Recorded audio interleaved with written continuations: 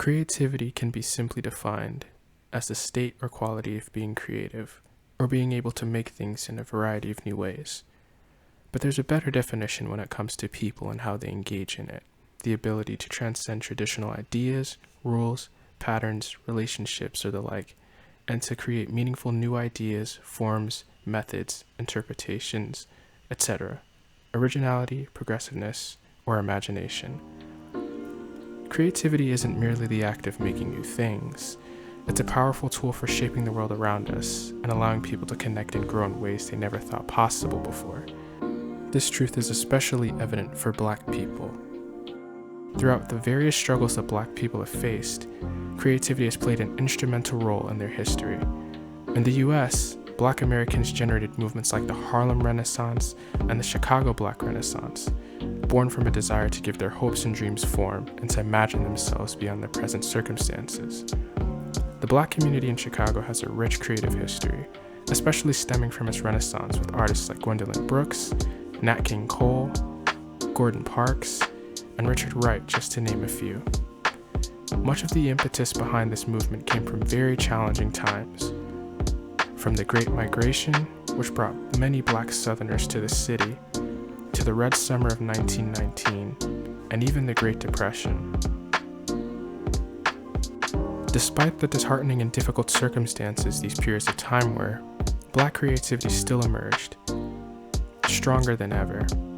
Through their art, these creatives challenged the discrimination they faced, conceived solutions to relevant issues, and imagined futures where Blackness could be celebrated in its fullness, working to create space for Black people to make their own impact on the city. Today, creativity remains a driving force for Black people everywhere, and the same is true for Black students at UChicago. Despite some of the challenges that Black students face here at the university, we found a variety of ways to use creativity in building and finding community, and in making space.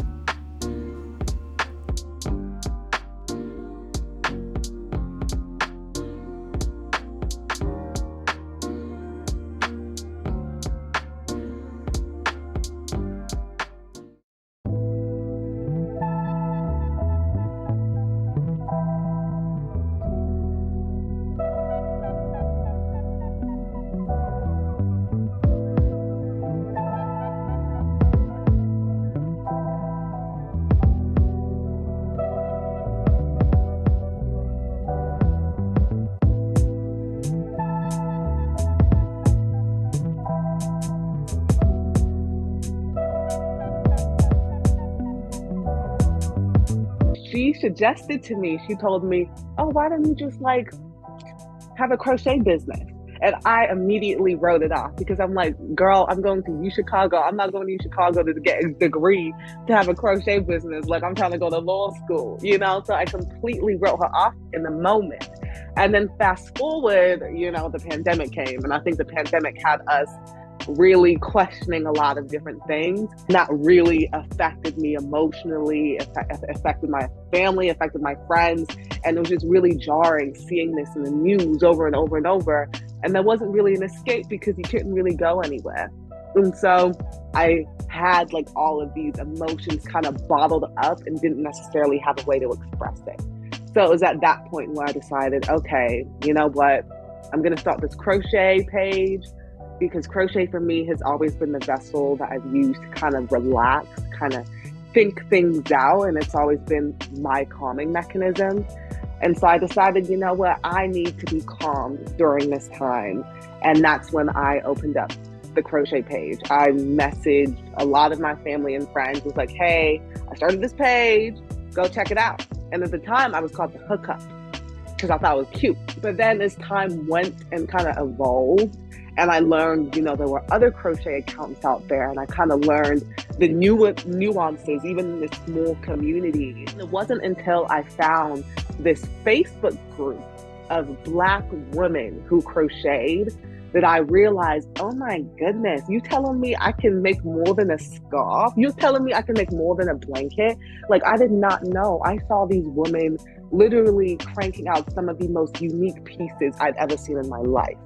And so that's where I kind of begun to stretch my imagination And very much inspired by these women, you know, I took a lot of those craft elements into the pieces that I made once I started my page.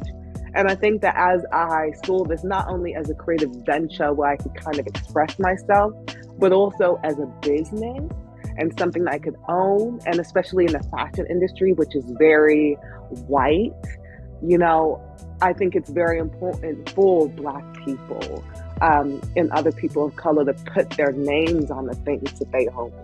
And so that's where T. Cole Couture came from. T. Cole is an abbreviation of my middle name. And so I decided to name my business after myself. And then I became even more specific, like even with my brand colors. My brand colors are purple and gold. And I think those are just colors that are just, you know, very rich, very vibrant, very royalty. And that's the new essence that I wanted my brand to give off. Learning more about the history of Black fashion, I really saw the ways in which dress can be used for political and social means and gains. And I think one prime example of this is the Black Panther Party. That style, you know, the uniform of the all Black attire and the beret and the sunglasses and the leather jackets, like it was all very intentional in sending a specific political message. And I think that's so cool. I think it's so cool. And I think, you know, when we even think about the wave of the natural hair movement, hair is another form of style. It's another form of fashion. And I think it's so cool, especially when you look at the history of Black people. And you can look all the way back, you'll see the different elements in which Black people have used style and have used fashion as a means of, you know, self-expression and also as a means of giving voice. With most communities, online communities, you'll find that it is very white, and crochet was no exception. And it was looking at other people's art forms, seeing what they were doing and thinking, oh, maybe if I just do what they do, I'll also grow. But it wasn't authentic. It wasn't authentic to what I learned from, you know, the Black community that I found on Facebook. And it wasn't authentic to the style that I personally liked, as well as the story that I was trying to tell. You know, my designs, I like for them to be inspired by different elements of Black culture, by Black people, by Black music, by Black art, everything. That's where I gained my source of inspiration. And there was a point, in order to be more palatable to white audiences, that I thought I had to leave that behind. One of my staple pieces that I make are my fluffy bucket hats. And I made them intentionally so that I could wear it and so that people like me could wear it. So like I can wear it with my protective styles and I can wear it with my froze, because I feel like I try and get so many hats and none of them can ever fit. And so, you know, I really try to keep those in mind, not just style, but also functionality and how it, you know, works with, you know, people who look like me. With the latest photo shoot I did for my Tweenus collection, I was very intentional in terms of just wanting to have a diverse set of people in my shoot, because, you know, we just don't see that enough, especially in the fashion industry, like I've been telling you. And, you know, even having like a Black female photographer, you know, like things like that, you know. And I think, you know, part of it is intentional, and then part of it is just the people I, you know, attract, like who are the other creatives who want to collaborate with me. And, you know, a lot of the time we share the same mindset. And I think, you know, it's just happens sometimes. Like somehow we find each other. And I think it really just does have to do with having that same mindset of just wanting to get other Black creatives and other POC creatives out there and to support one another. And I think that when you're authentic, you attract other authentic people. And that really kind of, you know, really expounds the kinds of connections that you're truly able to make. Z-Way was one of those people I never thought I would ever collaborate with whatsoever. You know what I'm saying? That was crazy. And now, it's crazy. That's something I never thought possible.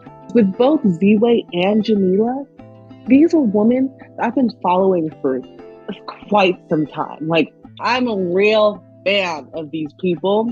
And I think, you know, it just goes back to, I think it's so cool that, me being authentic with my brand has even garnered the attention of anyone, let alone Z-Way and Jamila Woods. And so, I think it's been a very amazing and humbling experience. And I think one of the best parts, not even one of the best parts, the best part has been the connections that I've been able to make. Whether it's been honestly strengthening connections with other UChicago students, connecting with more people online. It's really just given me the audacity to kind of put myself out there a little bit more. One of my passions other than crocheting is writing.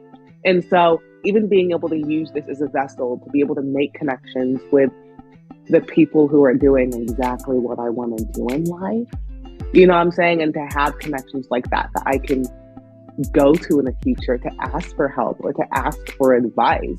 I think that's one of the most viable lessons that I've kind of learned in all of this.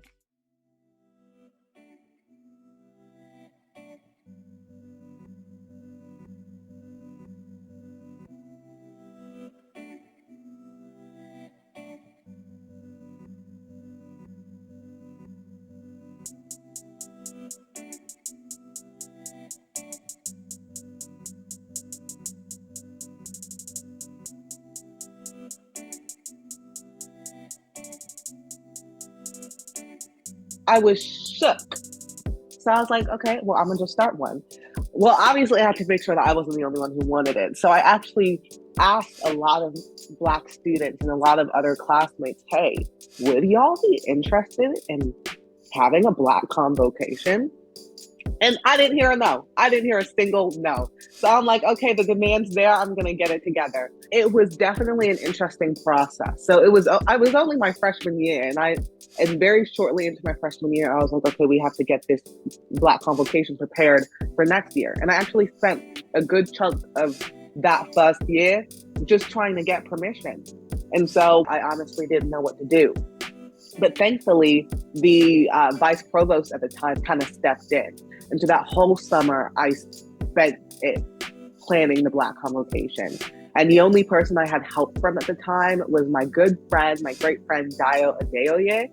She and I planned the first ever Black convocation together. We got the OBS and AXA boards to sign off, and they helped us prepare everything on the day of. It started off as, I just want to do it because other schools doing it. And then as I kind of was on campus and kind of learned what the experience of Black students were, it wasn't until, I got older in my junior, senior year where I kind of really begun to understand their frustrations. It really is this not being seen. These were the experiences that I was hearing from people, from Black students, about their time on campus.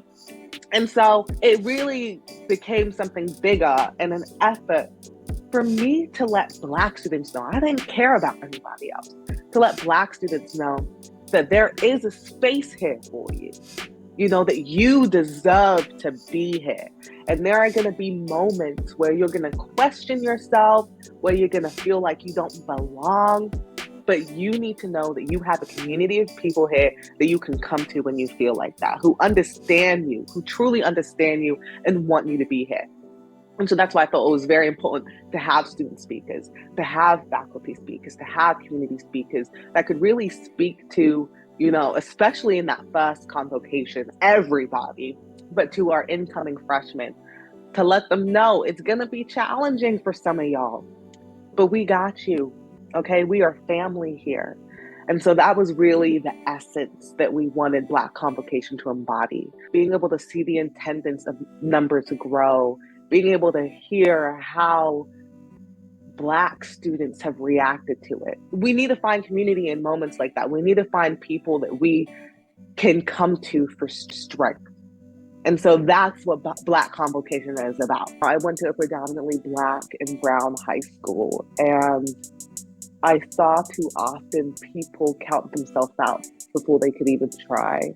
I have met just so many crazy, intelligent, and also talented and creative people. And, people often underestimate the power of people of color and of Black people. It's so often underestimated. And so I don't want us to continue to count ourselves out. I want it to be a movement where we are changing our mindsets and where, anything is possible as long as you set your mind to it.